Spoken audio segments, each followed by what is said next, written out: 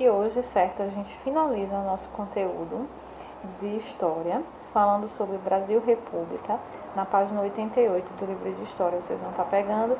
Eu vou estar dando uma explicadinha para a gente dar uma finalizada no nosso assunto e a gente fecha o livro de história para que a gente já possa fazer a nossa prova próxima semana.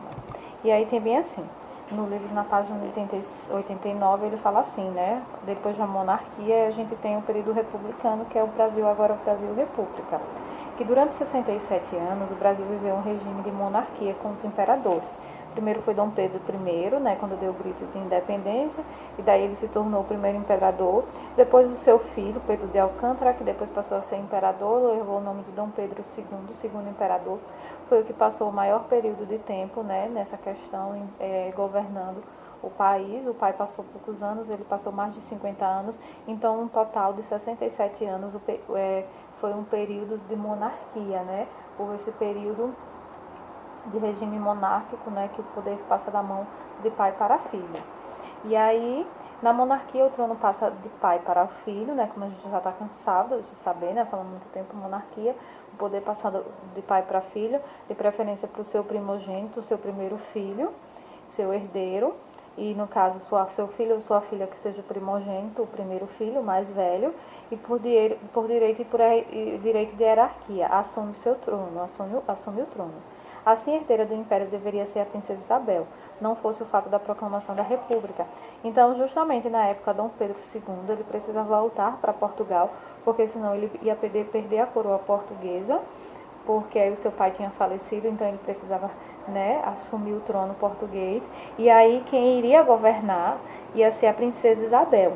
Só que aí nessa época, logo depois da libertação dos escravos, em 1888, veio a proclamação da República em 1889, e aí as pessoas já estavam cogitando, né, logo a ideia de fim da monarquia e a proclamação da República, e não queria a princesa Isabel no trono, né, que ela fosse, né, que ela comandasse o país, porque a princesa Isabel, ela era casada com um francês.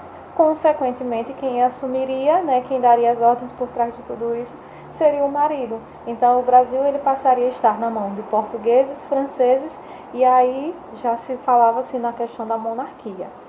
E aí, depois de tudo isso, grande parte do povo estava descontente com os últimos anos do Segundo Império, que no caso foi o Segundo Império, foi o período, né, de Dom Pedro II. E achavam prejudicial para o Brasil a concentração do poder nas mãos dos imperadores. Não queriam mais que o poder ficasse na mão dos imperadores. E vinham com a solução tornar o país uma república. Isso contribuiu para um movimento republicano que se alastrou em todo o território nacional contra a monarquia. O movimento não parava de crescer. Então, assim, queria, né, o país republicano e passasse que as pessoas escolhessem seus governantes, né, seus líderes, ao invés de passar de pai para filho esse poder. Então, isso seria escolhido através do voto do povo. E aí, o que acontece? No dia 15 de novembro de 1889, as Forças Armadas dirigiam-se para a Praça da Aclamação, hoje Praça da República, no Rio de Janeiro, cercando um quartel-general onde estavam reunidos os imperadores, os ministros do imperador Dom Pedro II. E aí o que acontece? Né? Marechal Deodoro da Fonseca, que foi o responsável e ele foi o primeiro presidente do Brasil, tendo como colaborador articulador da campanha republicana Benjamin Constant, junto de Rui Barbosa e Quintino Bocaiúva, faziam parte do Partido Republicano.